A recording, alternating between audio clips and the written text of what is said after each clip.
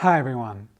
In this video, I'm going to give you the key to decoding the secret meanings functional programmers hide inside generic functions. But first of all, we need to look at the two principles this kind of function must satisfy. First, generic functions should accept all types. Let's go back to our map example. The caller of map has complete freedom to decide the actual values of from and to. They can choose a type from the standard library, like int or string, or a type from their own project, like user or address. In any case, map should accept them all. Now the second rule is much more controversial.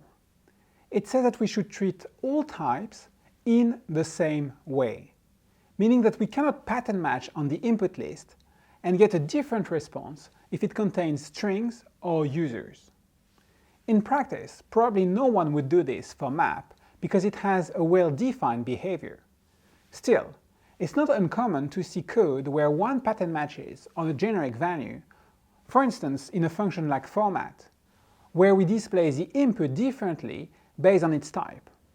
If it's a string, we lowercase it. If it's a double, we only show the first two digits after the comma. And if it's anything else, we return NA for not applicable. Now this function works perfectly well, as you can see here. If we pass the string blue, we get back blue, lowercase. If we use a double with many decimals, format truncates it. And finally, if we pass a boolean, we get back NA, precisely what we expected. Yet, we shouldn't do that. Why? First of all, because of type erasure. If we try to add more cases to format, such as a list of string or a list of double, and we want to apply the same formatting to each value inside the list, then if we look at the result, it still works for all the previous inputs and for a list of string, but somehow, if we try to format a list of doubles, we get back an exception. How come? So to understand what is going on, we need to uncover what happens when we pattern match on a type. Every case expression gets translated to a call to isInstanceOf, which checks the type of an expression. The problem is that isInstanceOf is unreliable for generic types, because the JVM cannot distinguish between a list of double and a list of string. At runtime, where isInstanceOf is evaluated, they are both a list of any or objects. Unfortunately, by default, we get only a compiler warning, which we often miss, resulting in bugs in our application.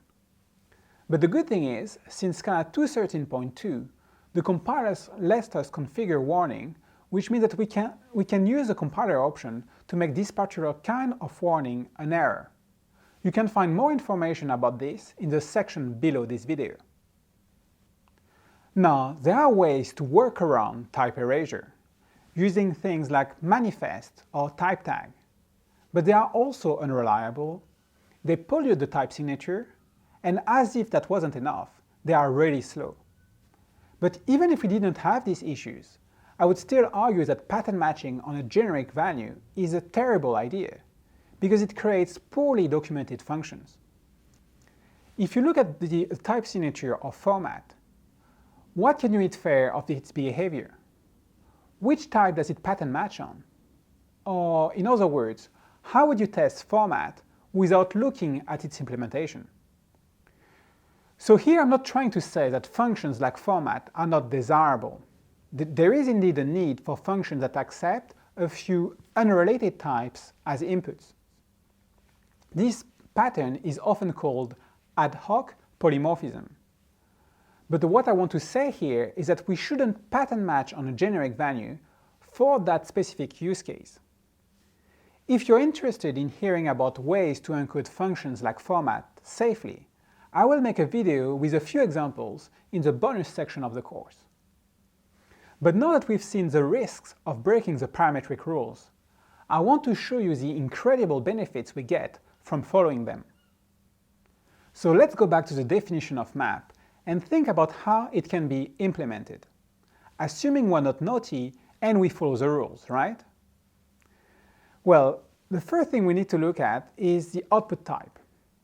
We have to return a list of 2. But what's a list in Scala? It's an enumeration with 2 cases.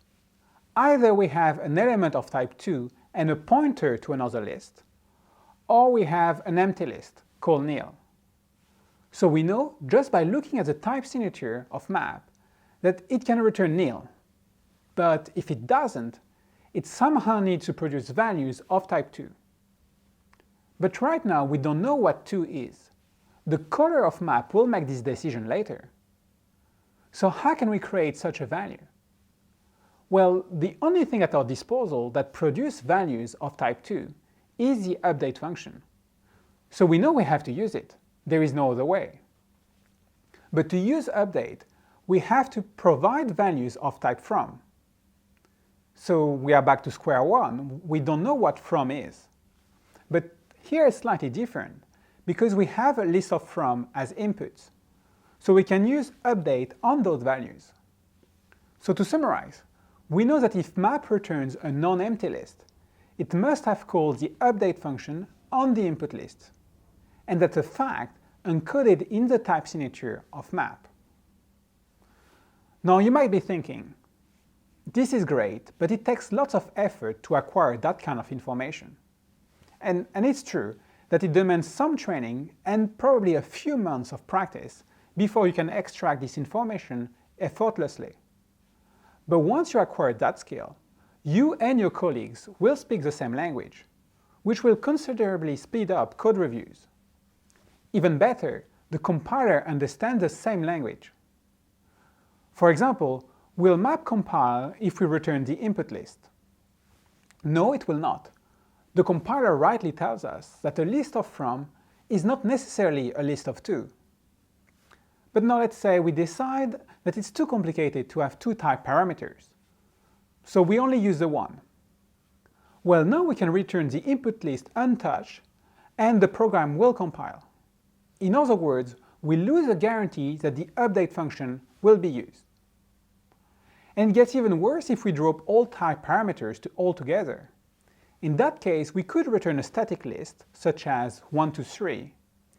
So now we don't even have the guarantee that the input list will be used. So contrary to a common belief, the more generic a function is, the more precise it is.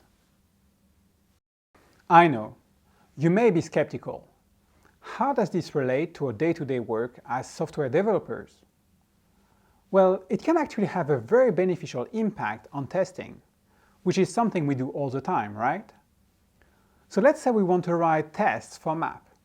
What will be our first step? First, we need to decide which input list we want to use. For example, we may test on the empty list, or on a few lists of numbers of different sizes, as map could theoretically behave differently for small and large lists.